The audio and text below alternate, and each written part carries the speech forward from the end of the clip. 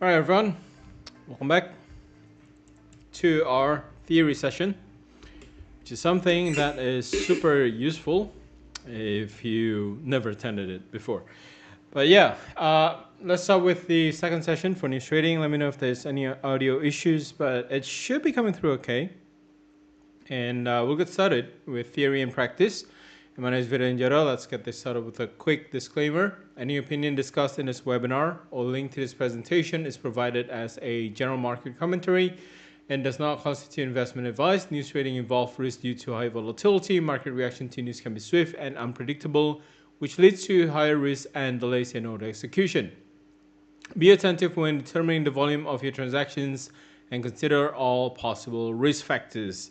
Okay, so as per usual, we're going to have our bonuses for participants. You're going to get your double deposit bonus or 100% deposit bonus, which is going to be on the code on the next slide. And then you should already have access to the private Telegram channel if you registered through the website, which should be on your email. But if you have attended all the previous sessions that we've run, I think for the past 1 year now, it's weird how time flies. But yeah, you should already have access to the Telegram channel. All right, this is the code. So make sure you're using the code if you're depositing into your Octa trading accounts. It's non-farm 2024, and it is valid until the 31st of December 2024. Okay, so a little bit about myself if you are new here. Well, my name is Virenjaro, and I've been a full-time trader with over 20 years of experience, professional trading coach, and technical analyst since 2007.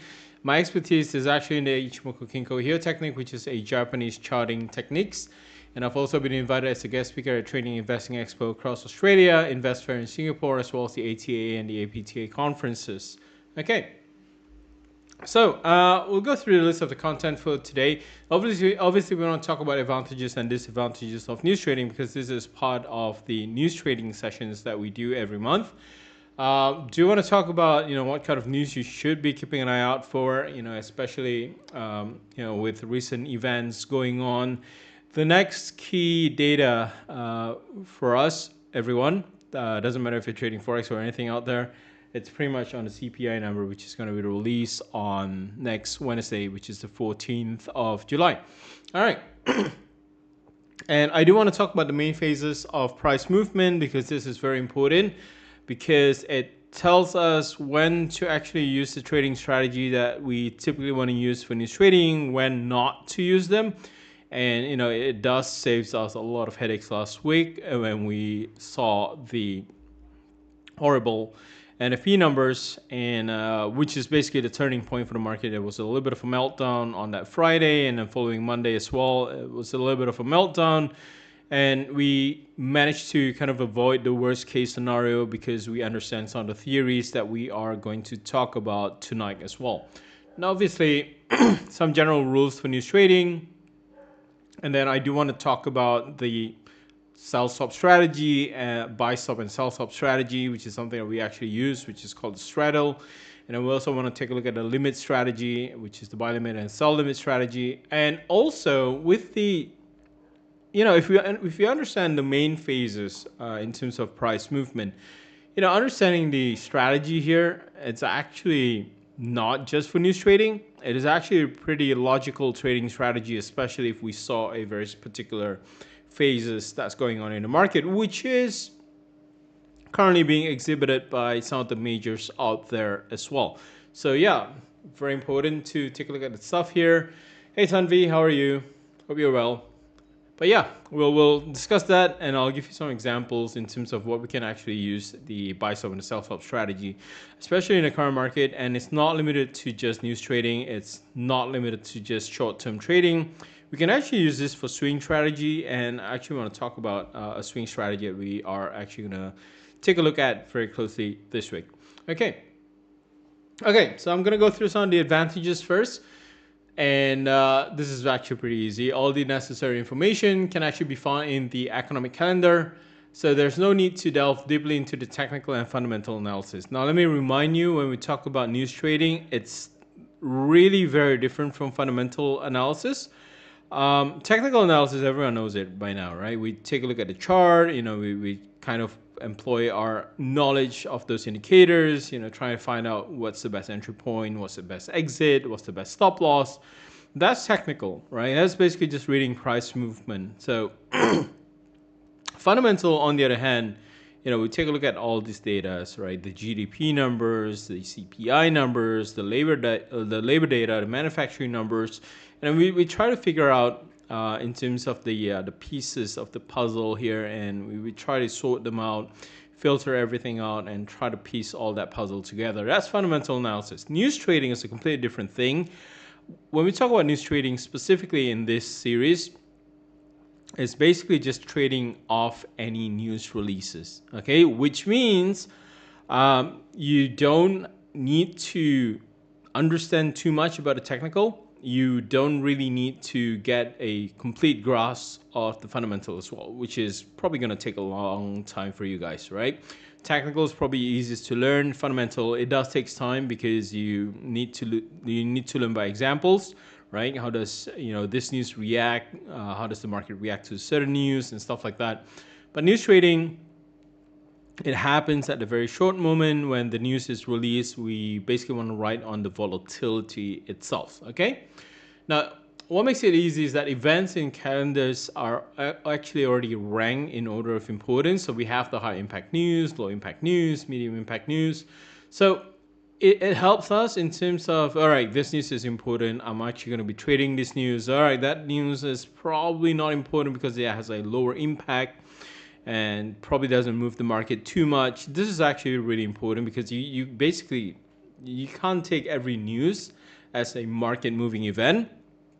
But there are going to be certain news that's labeled as high impact. Those are the news that we want to keep an eye out for, okay? Now, publication of statistical reports noticeably increases volatility, allowing traders to potentially earn significant profits. This is something that we just talked about. As a trader, the definition of a trader is that we like volatility. Now, market is very volatile right now. In fact, it's probably extremely volatile this week, especially on Monday. But this short-term volatility, it creates opportunity for us traders to, all right, let's open a position, and that position could, reach our take profit target faster, right? Which is something that we want as a trader.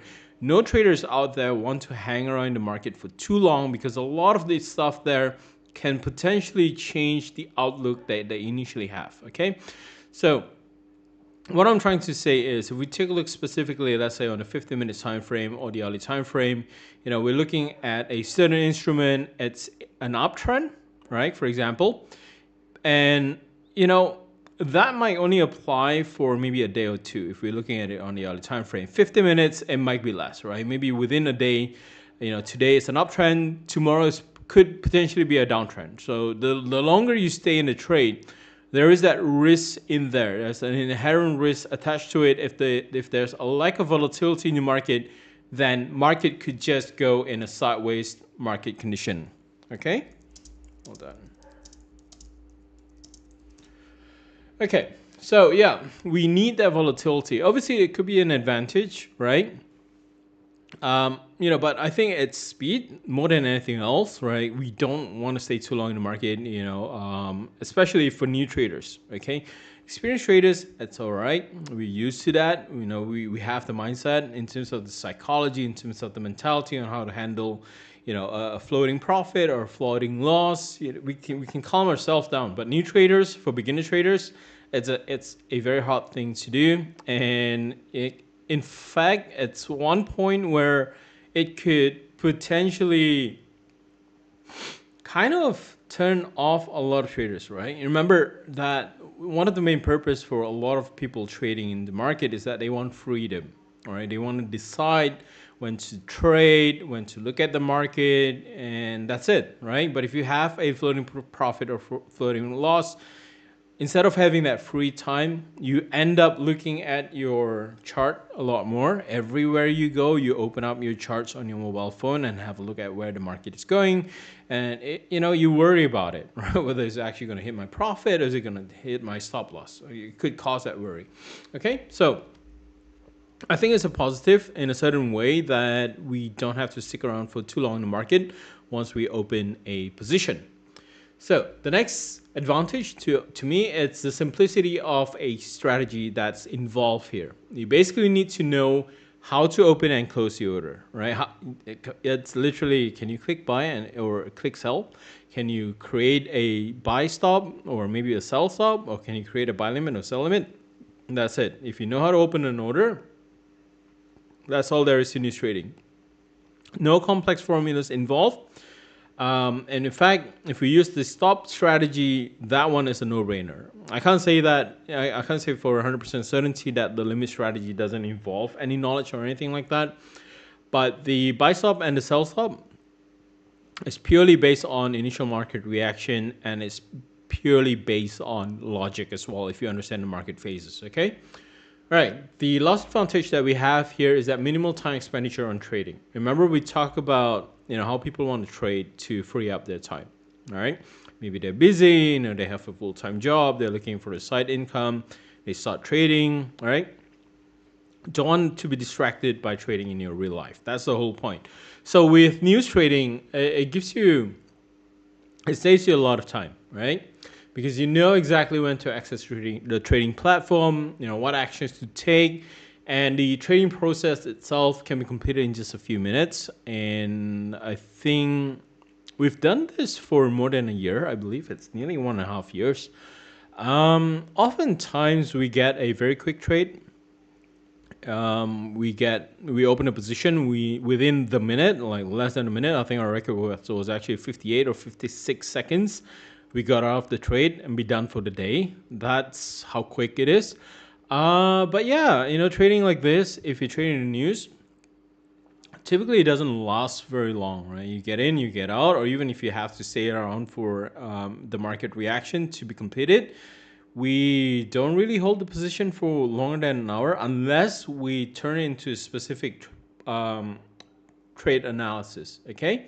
But by itself, news trading itself, if we just base it on the breakout or the initial market reaction, it's just a few minutes and we're done with it, okay? All right, let's talk about the disadvantages, okay? I guess there's always going to be disadvantages to everything. Nothing is 100% guaranteed good things, right? So market situation doesn't always develop as predicted by logical thinking and common sense. And part of that is attributed to the understanding on the fundamental analysis and understanding what the market is actually looking out for. So in the current situation, for example, let me just give you a little bit of a picture on the whole thing. Any bad news right now in the US is going to be exaggerated by the market. So the movement is not going to be a typical market movement, right? If we have a good number in the US, doesn't actually equate to the US dollar getting stronger as well, because market is anticipating something else, because market wants the FOMC to potentially step in before the September rate cut. So sometimes it doesn't make sense, right?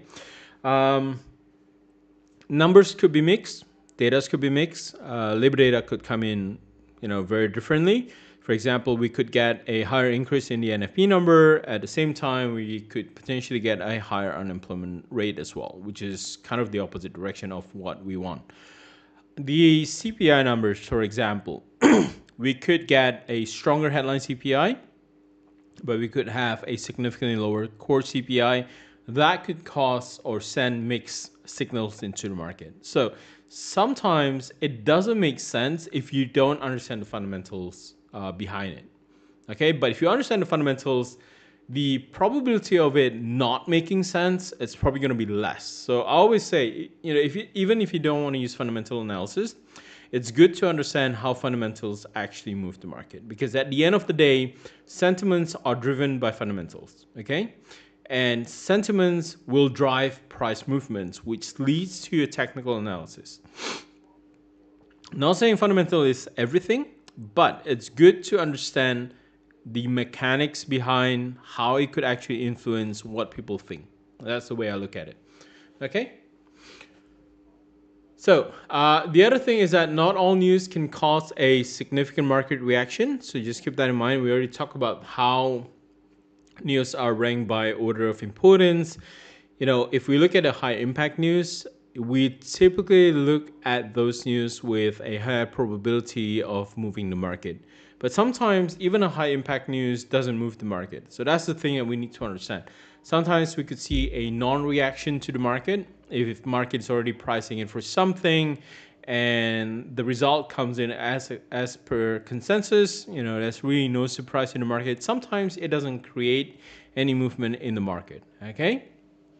Now, the worst thing that could happen is that, again, it comes back to the volatility. We want high volatility.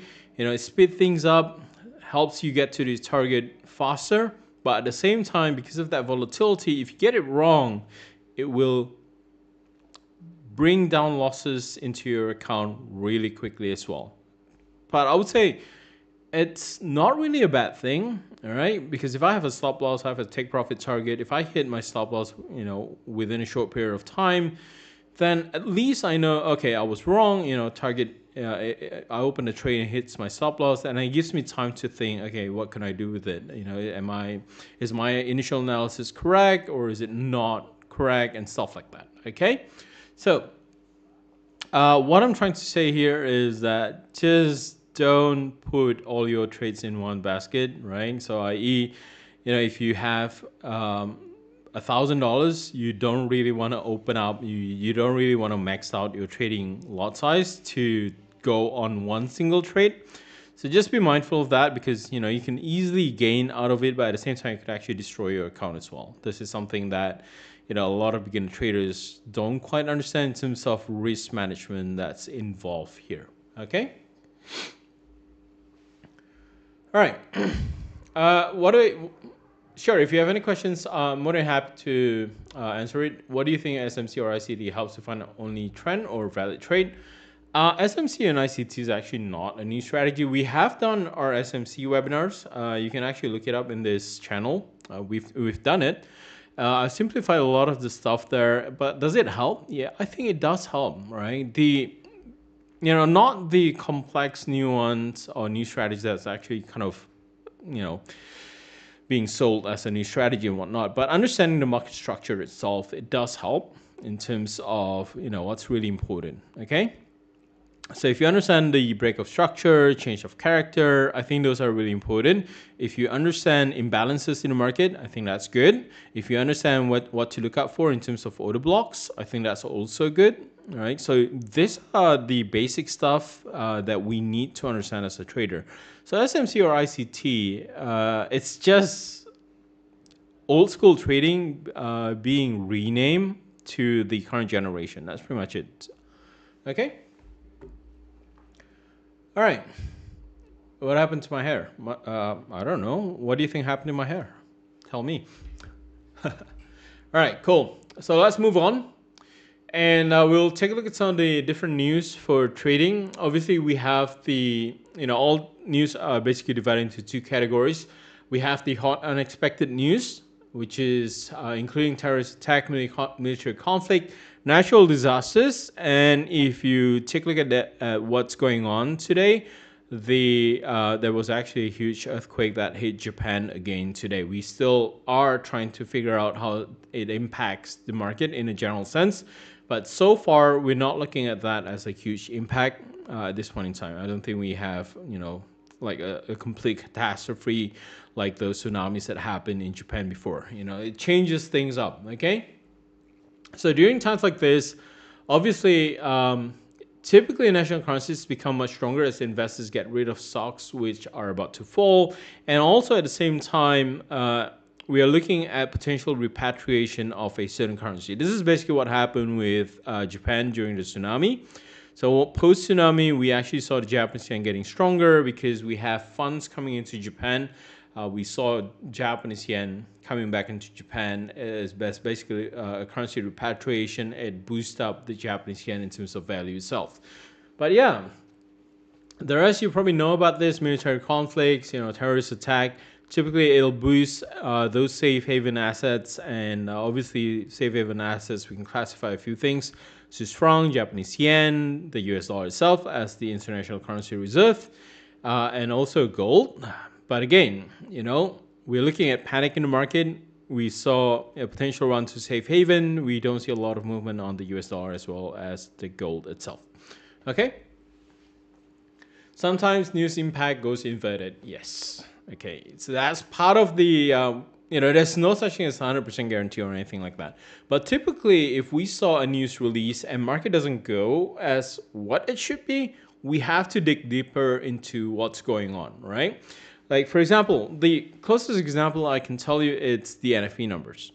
So last week, if you were live with me, and I said I don't want to touch gold, because gold, fundamentally speaking, should be driven higher. But we're not looking at any demands going into gold. We don't see any buying that happen in gold. Obviously, that's a concern. All right. So this could be something that if you don't understand what's going on in terms of whether or not there's actually liquidation in the market and whatnot, then you probably think, okay, the U.S. economy is going bad.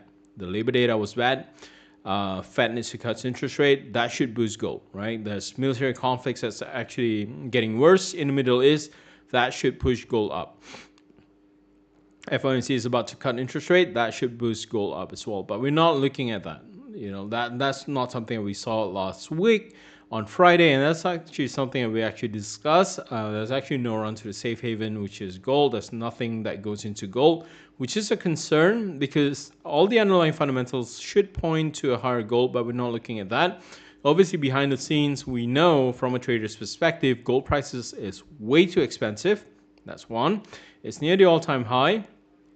It should come back down a little bit lower than what it is, where it is. And also, there were actually some liquidation in the market where, gold was actually being cashed out. And obviously, that translates to, certain currencies going up and gold is not going anywhere. Okay? All right. Those are the unexpected news. What do we know in terms of how we can anticipate movement or in the market? Because there's going to be the periodic news that is actually scheduled. And this is something that we want to focus on when it comes to news trading. These are tradable because we know when the data is actually going to get released, okay? So central bank meetings, monetary policy decisions, very important. This is what you want to be looking out for. Quarterly GDP reports, also very important in terms of looking at how the economic growth is, all right? Inflation indices, CPI, PPI, the core CPI, the core PPI, we're going to get that next week. So next week, again, there's some months in the year where we're actually going to get our PPI first, which is the Producer's Price Index. We're going to get that on Tuesday, and then the Consumer Price Index on Wednesday. Typically, it's the other way around. We typically have the CPI first, and then the PPI follows. But next week's data is going to be the PPI first, and then the CPI numbers. Okay?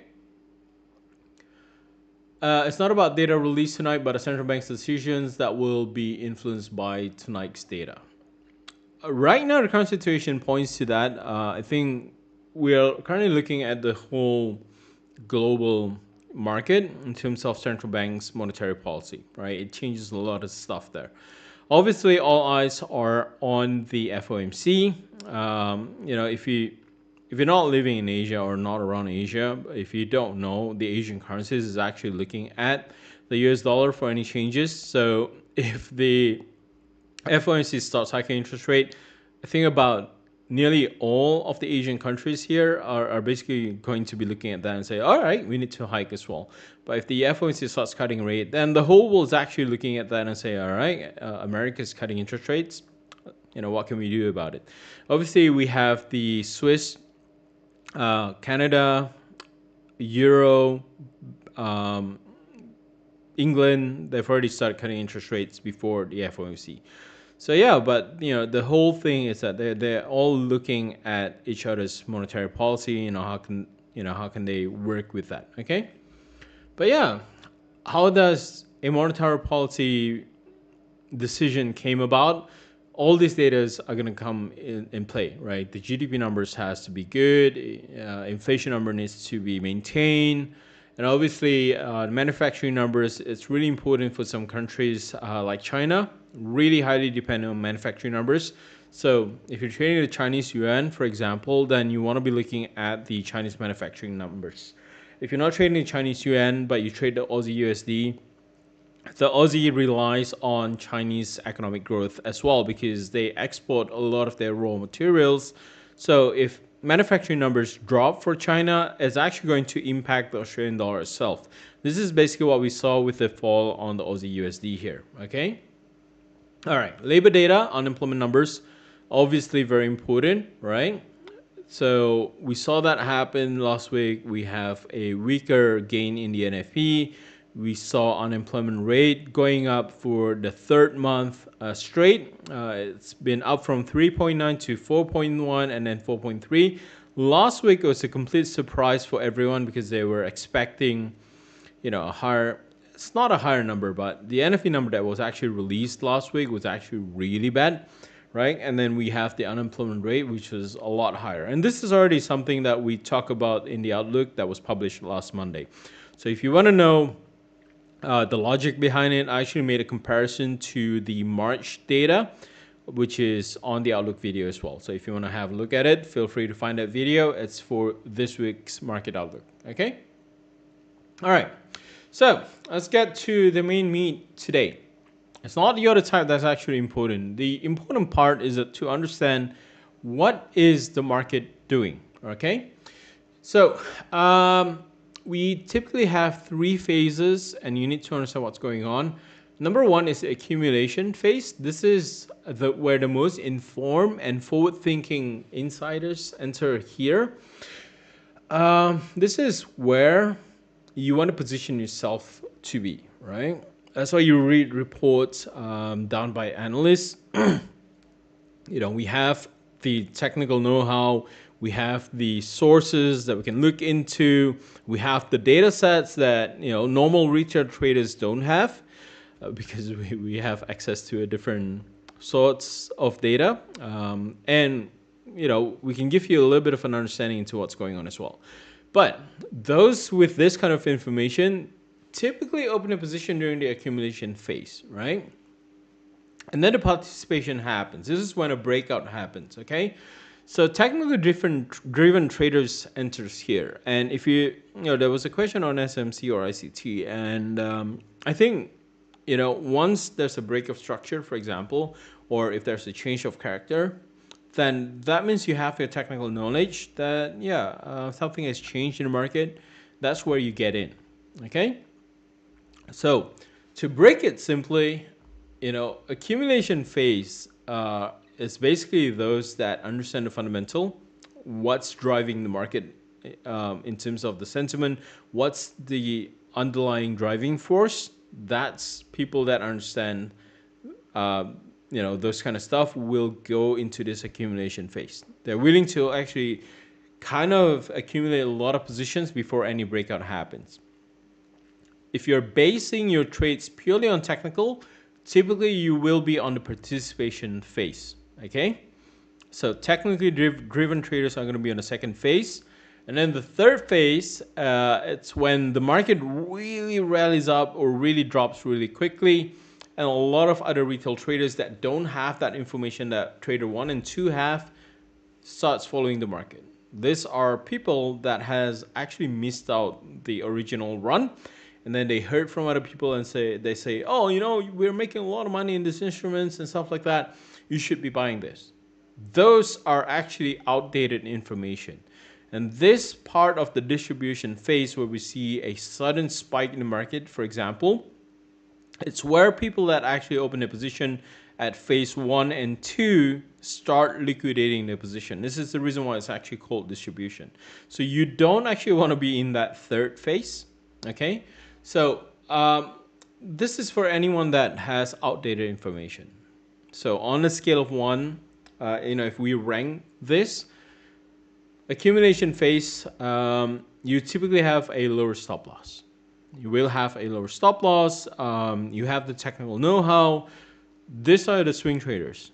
This is where the swing traders actually starts coming in, or longer term traders. Accumulation phase is where they start accumulating their positions. Participation phase could be swing traders, could be intraday traders. They'll get in on the participation phase. Distribution phase are people that either don't have any fundamental information or technical know-how, they rely on other people to start, hyping out about it. People start talking about it on social media and stuff like that, or maybe they hear it from other friends that has made some profit, and they say, maybe we should try it. Let's follow this guy because he said, oh, I was making money here. Maybe that guy was already making money because he has a position from, I don't know, a week ago, 2 weeks ago, a month ago, a year ago. We don't know. But anyone with this outdated information will come in as a distribution phase, and accumulation traders are actually going to get out there. The reason why it's called accumulation, if you're wondering, we're talking about huge funds. Okay, we're talking about big traders here. Now, the logic here actually comes from the stock market. Maybe if we talk about the forex market, it's okay, right? In terms of liquidity, there's high liquidity in the market. We can get in, we can get out. It's not hard to open a position. But accumulation phase happens typically in the equity market. Okay, if someone says, I have $1 million and I want to buy Nvidia, can I buy Nvidia worth $1 million in one day? Probably not. Can I get it at the same price? Probably not, right? Because we need to take a look at the demand and the supply that goes on in the market as well. Are there going to be supply for you to actually buy your 1 million Nvidia trades, for example? You might not get that. This is the reason why it's called accumulation, because people with huge funds are actually going to start collecting their positions. Maybe they'll buy, 20,000 today, they'll spend 20,000 tomorrow, and so forth. They slowly accumulate the position, because we need to understand that not all markets provide a high liquidity like the forex market. Okay, and even in the forex market, if we want to open a very large position that's not leverage, it's tough, right? It's just hard to find enough product to kind of meet the demand there. So, huge funds, they have to accumulate the position. So I'll buy a bit today, I'll buy some more tomorrow, and, it might take 1 week, it might take 2 weeks to completely, buy whatever they want, okay? And then they rely on the market there to kind of participate into what's going on, okay? That's going to drive the market up. And when the market is rallying up really quickly, it's called distribution. And it's going to be really volatile. It's going to be a very sharp run or a sharp drop in the market. And this is the phase where people that accumulate the position start getting out. Remember, when they accumulate the positions, they can't just go, all right, I want this in one day, in one go, in one trade, right? Same thing happens when they want to get out. They can't just say, all right, I want to sell everything right now. It's going to be good for me, all right? It's not going to happen like that. Retail traders, not a problem at all. But big funds, they have to sell some today, sell some tomorrow, sell some the day after. It might take them a week depending on how the market is, okay? But basically, anyone that jumps in on the distribution phase, it's pretty much at the end of the stick, all right? They're not, typically they're not going to be profitable, because they're buying up positions that people want to get rid of in phase 1 and 2. Okay, so this is the reason why this chart is actually really important. Okay. So let me give you a couple of general rules for news trading. Obviously, you need to study the market and analyze the dynamics of a currency pair. Like we talked about the Aussie USD just now, how it actually relies on Chinese data. Even though you're not trading in the Chinese market, you still need to look at Chinese manufacturing numbers if you want to trade the Aussie. Okay, so every currencies are, every instruments out there, not currencies, right? Every instruments, because at Octa you can trade everything you want. You can trade equities if you want to. There's stock CFDs, so you can actually trade Nvidia, Apple, Meta, whatever. Okay, if you want to. But we're not talking about just any currencies here. But every instrument has their own specific quirks into how things play out. Okay. So let me give you a comparison in terms of currencies. We have the Aussie USD. Aussie USD typically moved in a range-bound market condition. So it's actually normal for market to be in a range-bound market condition. When it starts trending and it's not in a range-bound market condition, it's actually not in a normal position, but only traders that understand how to look at Aussie USD or are used to trading Aussie USD understand that that is not a normal condition for Aussie USD trades. Pound USD and Euro USD typically trends a lot more. They don't stay in a sideways range market condition for a long period of time. But what happened this year, especially in the first 3 months of this year, in fact, for the Euro USD, we only saw a recent volatility in it, but it was actually stuck in a very long range bar market condition for the Euro USD, and that's not a normal condition as well. Okay, so we basically need to understand whatever we're looking at, whatever instruments that we're trading, are we familiar with it? Okay, and the best way to success in terms of trading is actually to understand the instruments itself. So I keep saying gold, right? Because everyone asks me about gold, but they don't understand the mechanics behind gold. How is actually gold supposed to be behaving? What's driving gold prices and whatnot. A lot of traders understand that, which is really dangerous. So it's good for you guys to actually know those instruments as well. Okay. Now, obviously, we need to prepare for trading by marking relevant levels on the chart, and then you need to decide on your trading tactics, including when to open it and close the order itself. Choose the appropriate trading time frame. How do you want to look at it? You want to look at it on a 5-minute time frame, 15 minutes time frame, an hourly time frame, or a daily time frame. You have to decide on that because different time frames are going to give you different trends. Okay. And then determine the maximum risk for each order and consider using stop losses or maybe trading stop loss. Okay. And then decide how you want it done. Do you want to get in and out really quickly? Or do you want to open a position and turn that into a swing trade? You have to make that decision before you open the trade, because you need to know, right? And this is a problem for a lot of traders because they might decide to, okay, I want to buy right now. For example, if the market goes up by 20 pips, I want to get out. But once they saw the market moves up 30, 40 pips, they say like, you know what? I'm actually staying in the market, which is probably not the right way to go about your trading because you're not sticking to your initial target of 20. If the market gives you 30, 40, I think you should be more than happy because you doubled your target. But don't be greedy and stay in the market without understanding, okay, what's my risk here? What's my exit level? If I don't want to get out at 20, I don't want to get out at 50, where should I get out? Is it 70 or 80 or 100? If you don't know when to get out, obviously that's going to be a problem. And I've seen a lot of traders here where they were actually initially profitable and then they got greedy. They don't want to close their positions because I want to get a little bit more, I want to get a little bit more. And all of a sudden the market reverses on them. Their profits turns into a negative. Sometimes they even blow their account. So be very careful. And I would always say one of the general rules for news trading is that you decide on how you want to open that trade, right? Before you even do the news trading. Okay. All right. So we're going to take a look at the pending orders first. There's actually 4 different pending orders.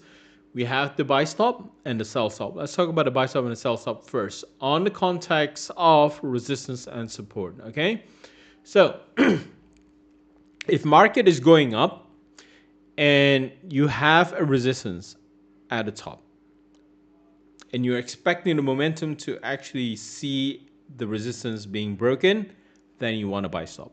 So buy stop means you want price to go up, hit your order, and continue to go up. Typically, these orders are going to be beyond a resistance line. Sell stop is the other way around. If you see a potential support and you say to yourself, all right, according to the market structure, if price goes below the support, it could potentially drop even further. So I want to open once price breaks below a certain support and I want price to continue to go down, then you use the sell stop. Okay, so that's the buy stop and the sell stop. So you got your roof, you got your floor. If you think price is going to break the roof and continue to rock it up, then use the buy stop. If you think that it's going to break the floor and continue down, then yeah, you want to use the sell stop. Okay, so I know it's weird, right? I call it stop, but whatever. But buy stop basically means you want price to go beyond your order level. Simple as that. So order placed above the current market price and you could expect price to continue to go up. That's your buy stop.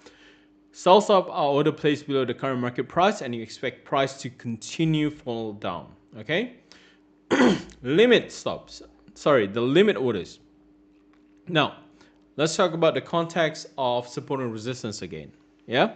So if we have a resistance up top and you understand the mechanics of the market, you understand the market structure, you know a little bit about the smart money concepts that someone was already asking about it, you would potentially look at that resistance and say, okay, I think that resistance is going to hold because there's a certain order block there, or maybe there was a previous imbalance up there.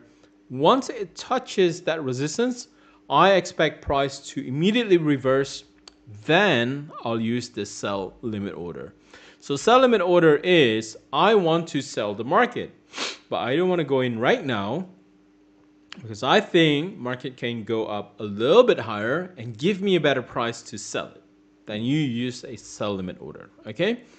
Buy limit order is obviously the opposite. You think the market could actually go down a little bit more, then I want to get that price at a lower price. I want to get that instrument at a lower price. For example, personally, as a disclaimer, I own NVIDIA shares, and I don't want to buy it at 140. I don't want to buy it at 130.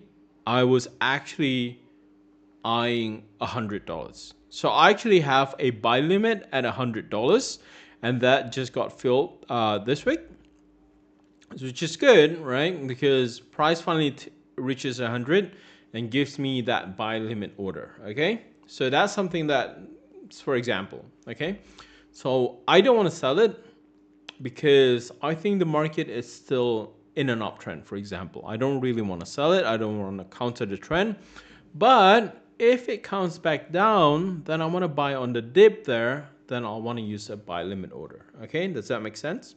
Good. Okay, so let's talk about the sell stop and the buy stop strategy first. This is something that we use every month in our NFP trades, in our CPI trade. Except last week's NFP, we didn't use this strategy on all the currencies.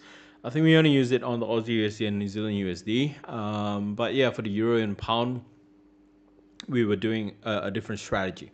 But if we have a range bound market condition, and last week what I was saying on the euro USD and pound USD was that there was no corridor of volatility, i.e. we don't have a range bound market condition to define our buy stop and the sell stop. So for a buy stop and sell stop to be effective, we need to look at a range in the market, right? We need to see a range bound market condition. We need to see resistance being tested, support being tested. Then we have our corridor of volatility. That way, if you take a look at the movement here on the chart, you can see how it actually goes sideways, and you have a buy stop above it, and you have a sell stop below it. Okay, once the price breaks above the buy stop, then we want to continue buying, like this example over here. Okay, so if we have the buy stop and the sell stop, it means I don't actually have a preference. Market can go either way, and I'll be with the market. I'm not saying I'm going to be right, but I will be with the majority of the market. So majority of the market here, obviously we have the participation phase. We saw that breakout happen. Then the buy stop got triggered. You need to immediately cancel the other order, because if there's a whipsaw in the market, you have a buy stop. If that got triggered and the market reverses down, then your sell stop is going to get triggered, and then you're going to have a floating loss that's actually locked in. So be very careful. Okay, so either way, we're just waiting for one push, one side in the market, one push to one side in the market. So in this case, we have a buy stop. The buy trade got triggered, immediately cancel the sell stop, and then set your take profit, set your target level and whatnot. And the best thing to do with news trading is that So once it goes beyond a certain range, and if you think you're profitable, you can actually move your stop loss to break even, right? It will actually cancel out any risk in the market. So trading is risky. I don't think there's actually any trade that you start with without any risk. But once you're profitable, you can always move your stop loss to break even just in case anything happens. You're going to get stopped out at your entry level. You got nothing to lose. It becomes a risk-free trade. Okay? But the only way it becomes a risk-free trade is if you're already profitable and you want to hold on to your positions, move your stop loss to your entry level, then it becomes a risk-free trade. Okay? So just make sure you know what to do when you're profitable, because you don't really want to see your profit turns into losses. That's the worst thing to do. So I would say, in terms of news trading, sure. In terms of strategy, it's simple. You know what to do, you know when to do it, but it's always best to understand when to get out as well. I think it's actually more important than your entry, figuring out when to take a profit, when to limit your losses, okay? Okay, so let's do a quick example on the sell side and the buy side. I actually do want to talk about this a little bit because what we're looking at here, at least on the dollar yen, on the early time frame, you do have a little bit of a range here. You can see the corridor of volatility that's actually being developed here in the dollar Japanese yen. So let me just highlight that for you. You see what I'm looking at right now? Price is not going up. It's not coming down either. It's actually forming a little bit of a corridor of volatility. Now, what does this mean? It basically means that buyers and sellers are equally strong. And that's why we don't see the market being pushed out of the current range. So let's say we saw this kind of situation, and okay, I'm just gonna hide everything first, all right? So we can focus on price here. Right, we're looking at this and say, okay, maybe I can create a buy stop up here, maybe about 148. Have my stop loss lower than the lower end of the range here, and then in terms of target, always go with a 1-to-1 risk to reward ratio. Okay, we could have that buy stop there, or we could have a sell stop down here, maybe about 145. Have your stop loss there, and then in terms of target level, you always want to go with 1-to-1. Okay, that's about that. Which makes sense, right? If we see price breaks below 145, then you want to target a drop to 142. It makes a lot of sense. On the other hand, if it breaks 148, then you actually want to target a little bit higher, potentially, seeing the dollar yen back up to 151.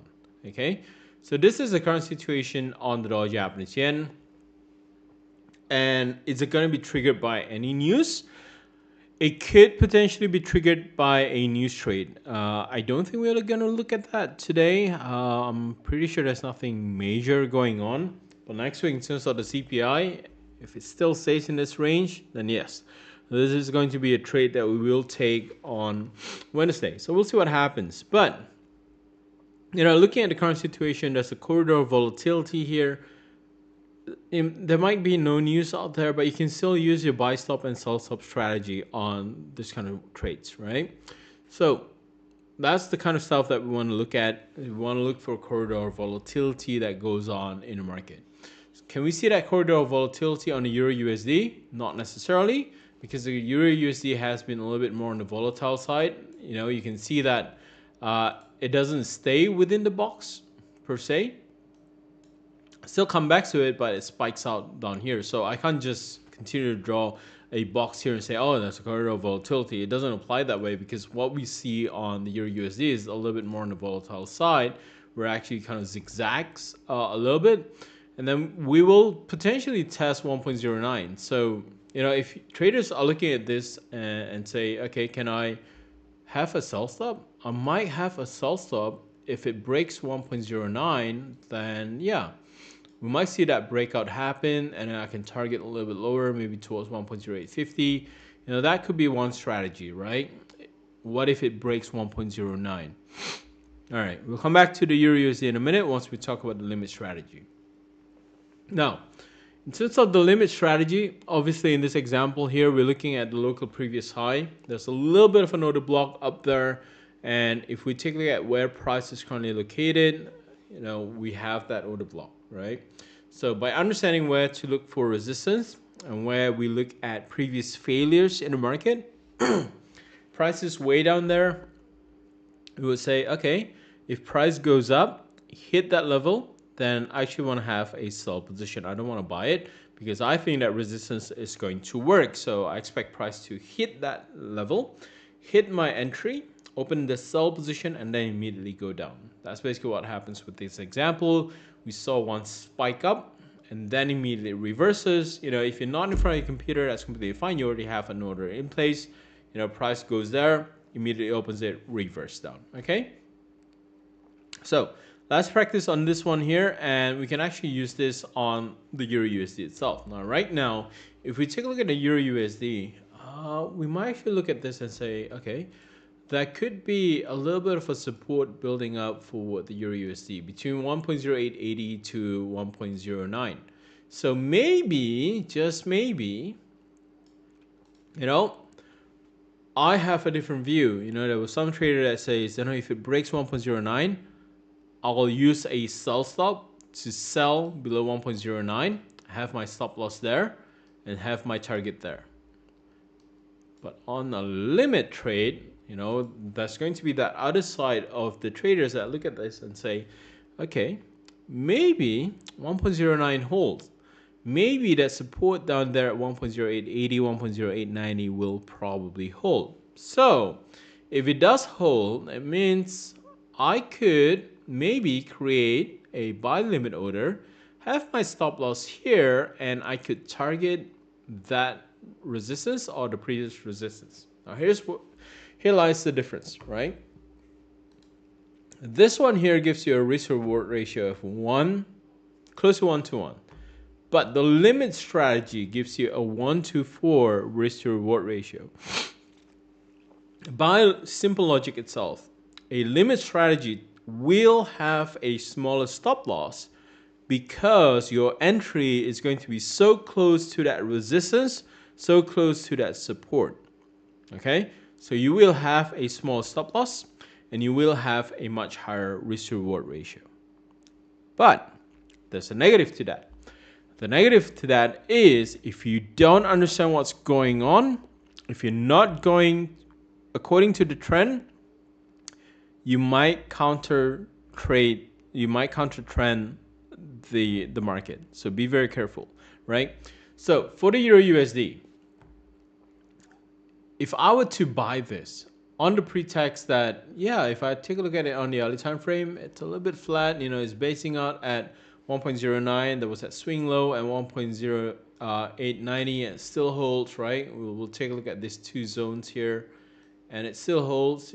That's basically the swing low that's still being maintained there.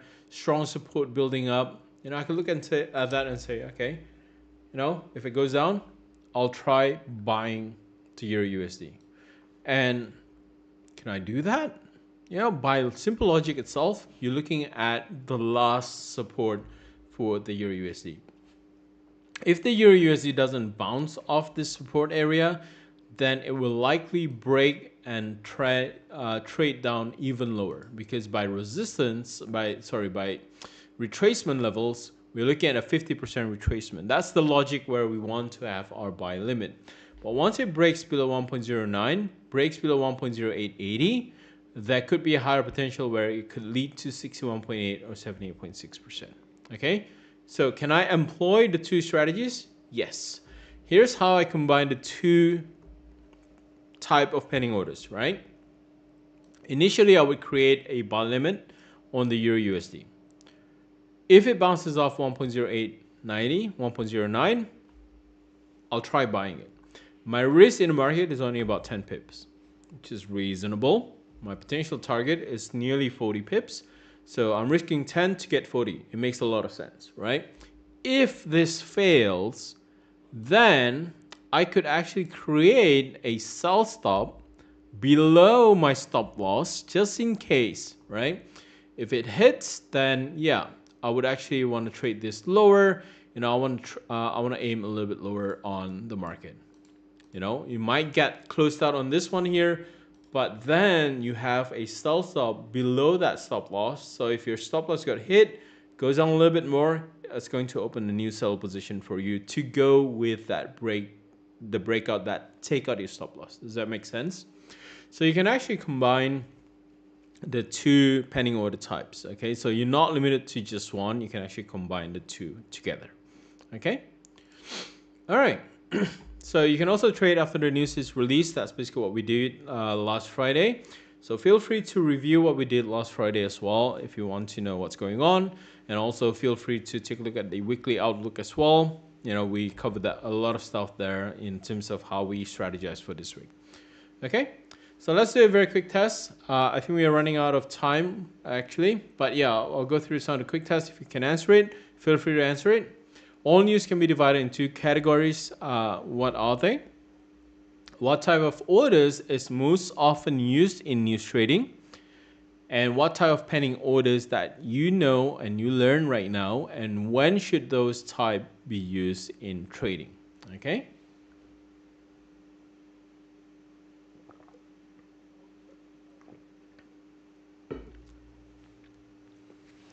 It's not about data released tonight, but the central bank action that will be influenced by tonight data. Correct. That's a very good analogy. Yes. All right. So let me just give you the answer for this one here. All news can be divided into two categories. What are they? They are the scheduled periodic release, and the other one is the unexpected news that could happen. Natural disasters, terrorist attack, geopolitical tensions. Those are unexpected news, okay? Typically, most of those unexpected news are, natural disasters that happen, okay? All right, what type of orders is most often used in news trading? The stop orders are actually most often used in news trading. The stop orders, not the limit order.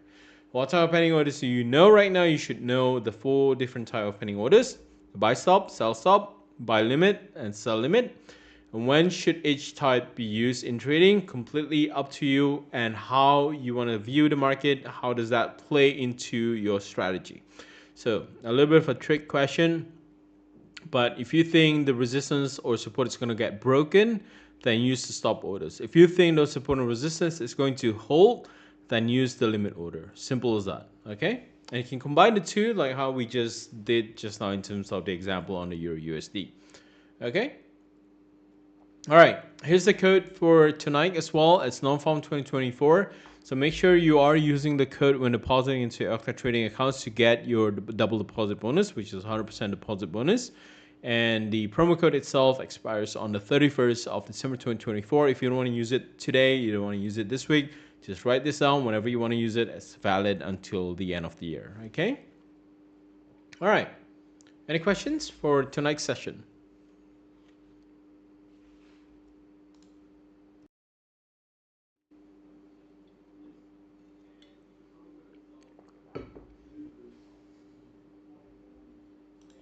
No?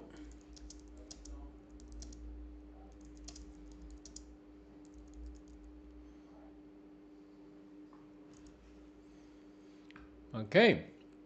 All right, then. So what's next? The next trading session that we have is going to be on the inflation number, which is going to be on CPI. As per usual, we'll cover some of the theory in terms of what the inflation rate is. What is the CPI? What we're looking at. What's the core CPI? How do they work? What's being excluded and what's not. Okay, and then we'll take a look at real-time example on trading the CPI number, i.e. we're going to be trading live next CPI release, which is going to be on next Wednesday on the 14th of August 2024. All right, same time as this session.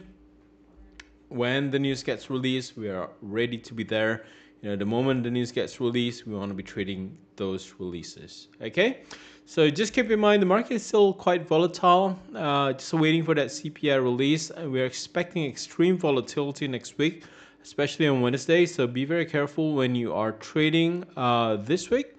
Obviously this is Friday today. Things can change a lot on Friday. Just keep that in mind. We're also still in the summer time frame. We're still looking at a lot of traders being away from the desk as well, and a lot of traders currently are being sidelined, waiting for the CPI to be released. So we do expect extreme volatility to happen during the CPI release. So just keep that in mind. With that, if there's no other questions, then we'll wrap up the session. Have a fantastic weekend ahead, and I'll see you next Wednesday. Stay safe, everyone.